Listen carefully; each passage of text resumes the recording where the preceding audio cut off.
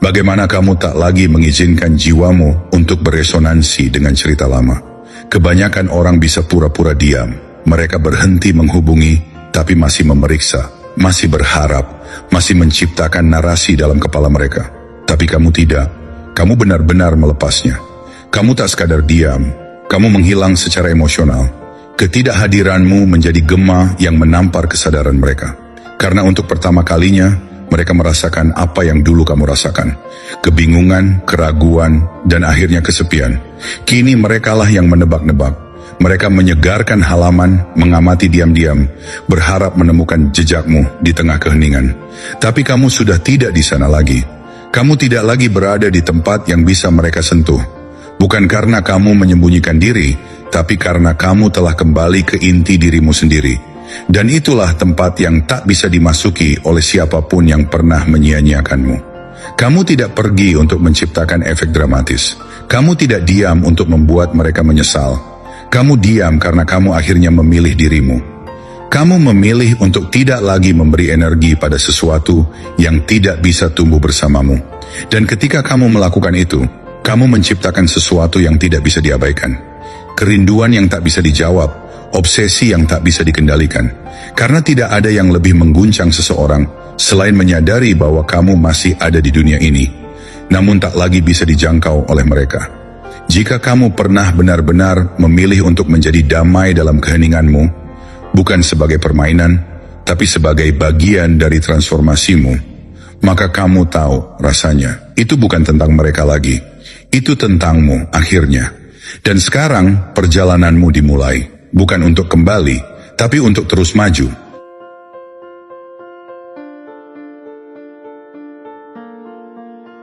Nomor 1, Anda tidak memblokirnya. Anda menghilang dari dimensi yang pernah dihuni bersama. Anda tidak memblokirnya. Nomornya masih tersimpan, pesannya masih mungkin terkirim, dan jika ia ingin, ia masih bisa memanggil nama Anda dalam ruang yang dulu dipenuhi percakapan. Tapi tetap saja, semuanya terasa sunyi. Bukan karena Anda bersembunyi, tetapi karena Anda tidak lagi berada di tempat yang sama. Anda telah melepaskan keterikatan, bukan sebagai bentuk hukuman, tapi sebagai bentuk penyembuhan. Bukan karena Anda ingin menjauh, tapi karena Anda akhirnya memilih untuk pulang ke dalam diri sendiri. Anda tidak menutup pintu di hadapannya. Anda meninggalkan seluruh bangunan tempat Anda dulu menunggunya memahami kehadiran Anda. Ia mungkin mengira keheningan Anda adalah strategi. Ia mungkin berpikir Anda hanya memberi jarak, bahwa masih ada pintu yang terbuka sedikit, celah emosi yang bisa dijangkau. Tapi hari demi hari, ia mulai menyadari sesuatu yang lebih dalam, bahwa ini bukan tentang kemarahan atau kepahitan. Ini tentang ketenangan yang tidak lagi membutuhkan penjelasan. Ini adalah bentuk dari kemerdekaan batin, sebuah keheningan yang tidak menggema, karena tidak lagi butuh untuk didengar. Epictetus pernah berkata, ada hal-hal yang berada dalam kendali kita, dan ada hal-hal yang berada di luar kendali kita. Dan pada akhirnya, Anda memilih untuk tidak lagi menggenggam apa yang bukan milik Anda untuk dikendalikan, emosinya, reaksinya, keterlambatannya dalam memahami nilai diri Anda. Anda tidak membalas pesan bukan karena Anda ingin menyiksa, tapi karena Anda tidak lagi beresonansi. Energi Anda tidak ada di sana. Getaran Anda telah berpindah ke tempat yang lebih hening, lebih damai, lebih Anda. Di dalam diam itulah kekuatan sejati Anda mulai membentuk dirinya. Anda tidak mencari pembalasan. Anda tidak mengejar validasi. Anda hanya memilih untuk tidak ikut terjebak dalam lingkaran yang sama. Karena seperti yang dikatakan Marcus Aurelius, ketenangan adalah kekuatan. Dan dalam ketenangan itulah Anda menemukan versi diri yang lebih utuh, lebih sadar, dan tak lagi bisa disentuh oleh ketidaktahuan yang dulu Anda toleransi demi cinta. Kini ia berjalan dalam lorong yang sunyi, memanggil nama Anda tanpa gema. Ia mengetuk pintu yang tak lagi memiliki pemilik. Ia mencoba memahami bagaimana seseorang bisa pergi tanpa berpaling, tanpa berkata satupun kata selamat tinggal, dan menyadari, justru karena Anda tak mengatakan apa-apa, kepergian Anda menjadi segalanya. Anda tidak memblokirnya, Anda hanya tidak lagi menjadi miliknya. Dan bagi jiwa yang terbiasa merasa memiliki, kehilangan akses bukan hanya kehilangan koneksi, itu kehilangan kendali. dan itu jauh lebih menyakitkan daripada ditolak. Nomor 2, ketika Anda berhenti peduli, dunia mereka mulai goyah. Anda tidak pergi dengan ledakan. Anda tidak menghilang sambil berteriak atau mengguncang pintu. Anda tidak membalas dengan kemarahan atau kepahitan. Tidak ada satupun adegan yang dramatis. Hanya sunyi lalu lenyap, dan dari sana kekuatan mulai berbalik arah. Bukan karena Anda merencanakannya, tetapi karena Anda berubah. Di saat Anda berhenti peduli, adalah saat ia mulai merindukan. Di saat hati Anda berhenti bergetar untuknya, adalah saat getaran rindu mulai menghantui dunianya. Ini bukan tentang balas dendam. Ini bukan permainan untuk membuatnya merasa bersalah. Ini adalah momen di mana Anda, dengan segala kelembutan yang pernah Anda tawarkan, menyadari bahwa Anda telah cukup memberi, bahwa Anda telah mencintai, menunggu, memahami, dan tetap hadir bahkan ketika suara Anda tidak pernah digenggam dengan hormat. Lalu datanglah pagi yang berbeda, pagi di mana Anda membuka mata dan tidak lagi merasa perlu menjelaskan, meyakinkan, atau menunggu pengakuan. Anda hanya selesai, bukan karena Anda lemah, tapi karena Anda tumbuh. Kebahagiaan hidup Anda tergantung pada kualitas pikiran Anda, Marcus Aurelius. Dan pada akhirnya, Anda memilih untuk menjaga pikiran Anda tetap tenang. Anda memutuskan untuk tidak lagi membiarkan hati Anda menjadi ladang yang diinjak-injak oleh keraguan orang lain. Anda menarik kembali energi Anda, bukan dengan niat menyakiti, tetapi dengan niat menyelamatkan diri. Dan saat itulah ia mulai merasa hampa, karena yang dulu selalu ada, kini tidak lagi tersedia.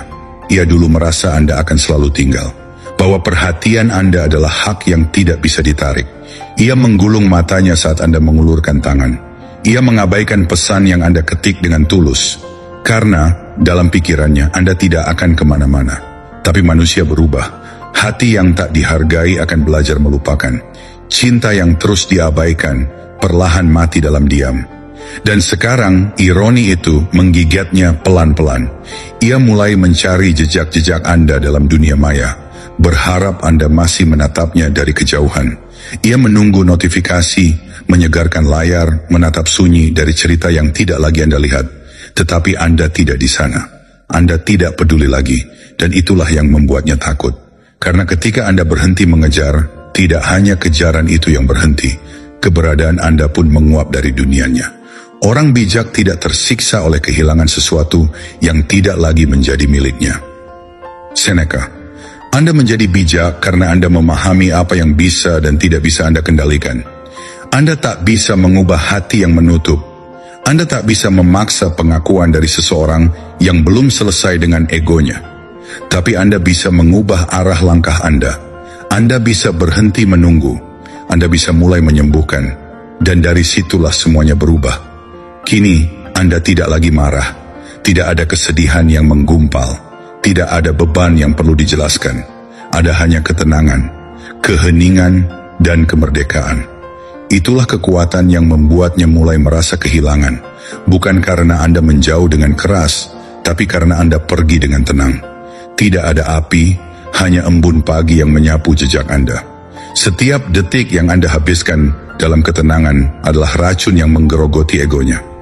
Karena obsesi tidak tumbuh dari interaksi. Obsesi tumbuh dari kekosongan, dari ketiadaan, dari kenyataan bahwa seseorang yang dulu selalu ada, kini telah hilang dari genggaman, dari medan getar, dari frekuensi jiwa, dan Anda tidak mencarinya.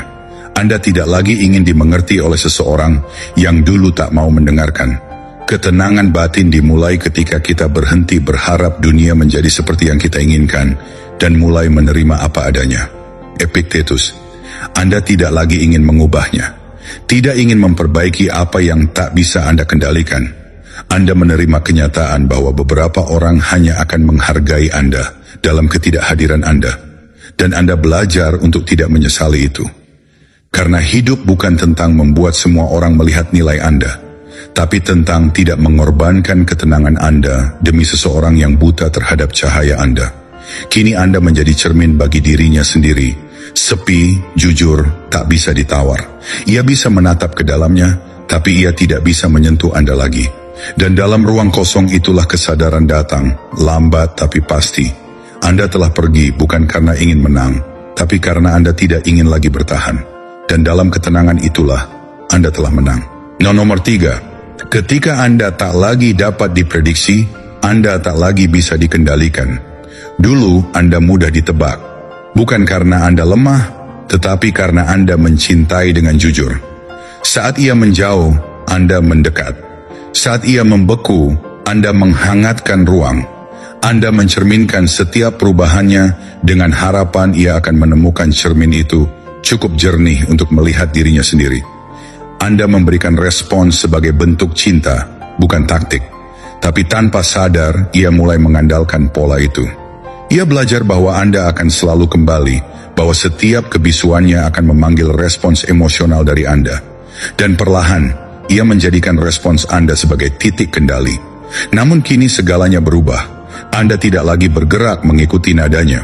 Anda tidak lagi berdansa dalam irama emosinya.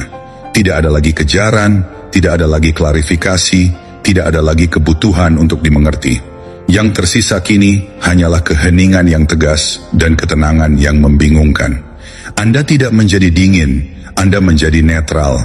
Anda tidak menjadi pahit, Anda menjadi tenang. Dan itulah yang menakutkannya. Karena ketika seseorang tidak bisa memprediksi Anda, ia juga tidak bisa mengendalikan Anda. Ketidakpastian adalah celah yang tak bisa ia atur. Ketika Anda tidak lagi mengikuti skrip yang dulu Anda mainkan bersama, ia kehilangan panggungnya sendiri. Marcus Aurelius pernah menulis, "Jangan biarkan masa depan mengganggumu. Anda akan menghadapinya jika harus, dengan akal yang sama yang sekarang membimbingmu. Dan Anda memutuskan untuk membiarkan hidup menuntun Anda, bukan emosi orang lain. Anda tidak lagi beroperasi dari tempat luka, tetapi dari tempat kesadaran. Anda tidak memanipulasi, tidak juga membalas.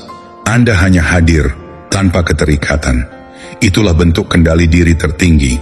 Saat Anda bisa merasakan tanpa bereaksi, saat Anda bisa melihat tanpa perlu campur tangan.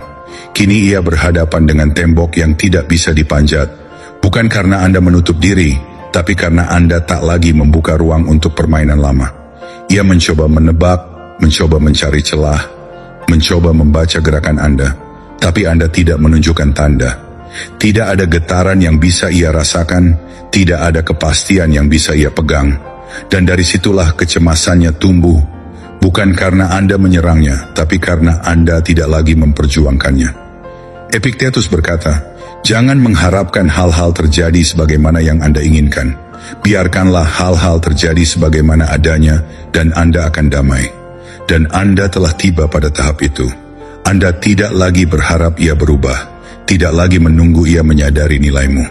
Anda tidak bermain untuk menang, Anda hanya tidak bermain lagi. Itu bukan tentang penolakan, itu tentang evolusi. Ia kini berada dalam pusaran pikirannya sendiri. Bertanya-tanya apakah Anda masih peduli. Bertanya-tanya apakah Anda benar-benar telah selesai. Ia mengulangi taktik lama, berharap mendapat reaksi, tapi semuanya sunyi. Tidak ada notifikasi, tidak ada respon emosional. Dan dari situ realitas yang selama ini ia hindari mulai mengungkapkan diri. Anda bukan lagi versi yang ia kenal. Dan mungkin ia tak pernah benar-benar mengenal Anda.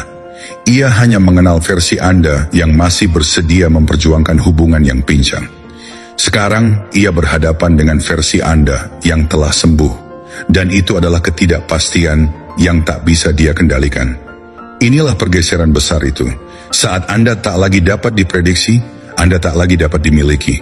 Dan dalam ruang sunyi itulah Anda menemukan kekuatan yang tak perlu dijelaskan. Anda tidak menjadi keras, Anda hanya menjadi bijaksana.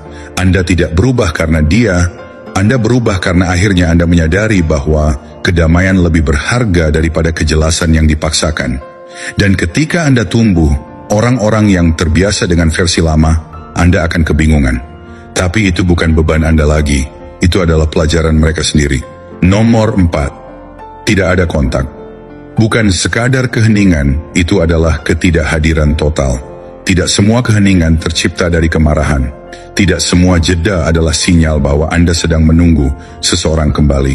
Kadang keheningan bukanlah senjata, melainkan bentuk tertinggi dari kebebasan batin. Anda tidak hanya berhenti mengirim pesan, tidak hanya berhenti menelepon, tidak hanya berhenti berharap. Anda menghapus keberadaan Anda dari seluruh dimensi yang dulu Anda isi dengan cinta, pengertian, dan kesabaran yang tanpa syarat. Dan itu bukan keputusan impulsif, itu adalah buah dari kesadaran yang dalam. Dia berpikir ini hanya fase, bahwa Anda hanya sedang terluka, bahwa Anda sedang menunggu sinyal, momen, atau dorongan untuk kembali membuka jalur komunikasi. Ia percaya Anda akan muncul kembali, seperti biasanya. Tapi yang tak pernah ia pahami adalah bahwa diam Anda kali ini berbeda. Ini bukan jeda, ini adalah ketidakhadiran yang utuh. Anda tidak hanya melepaskan ponsel, Anda melepaskan keterikatan. Anda tidak hanya menjauh dari percakapan, Anda menghapus diri Anda dari dinamika emosional yang membuat Anda terluka terlalu lama. Jika Anda ingin maju, bersiaplah untuk dilihat sebagai bodoh dan tidak dipahami. Epictetus. Dan itulah yang Anda lakukan. Anda memilih jalan yang tidak dimengerti banyak orang, termasuk dia. Karena dunia sering keliru memahami ketenangan sebagai kelemahan dan keheningan sebagai permainan. Tapi Anda tidak bermain. Anda membalikkan seluruh papan, meninggalkan meja, dan berjalan keluar dari permainan yang tak lagi mencerminkan pertumbuhan jiwa Anda. Ketidakhadiran Anda bukan bentuk balas dendam. Itu adalah bentuk pemulihan. Anda tidak menghilang untuk membalas perlakuannya. Anda menghilang karena Anda telah selesai mencoba membuat seseorang mengerti nilai yang bahkan ia enggan untuk lihat. Sekarang dia mengirim pesan, tapi rasanya seperti menjerit ke lembah sunyi. Dia memantau halaman Anda, menunggu sisa energi yang bisa ia tangkap, tapi tidak ada. Anda telah menghapus getaran Anda dari seluruh sistem yang dulu beresonansi dengannya. Orang yang tenang dan stabil tidak tergantung pada persetujuan atau penolakan orang lain. Seneca. Dan Anda menjadi orang itu. Tenang bukan karena Anda tidak peduli, tapi karena Anda tidak lagi memberikan izin bagi dunia luar untuk mengendalikan ketenangan batin Anda. Anda telah menarik kembali kekuatan Anda, dan dengan itu Anda menciptakan ruang kosong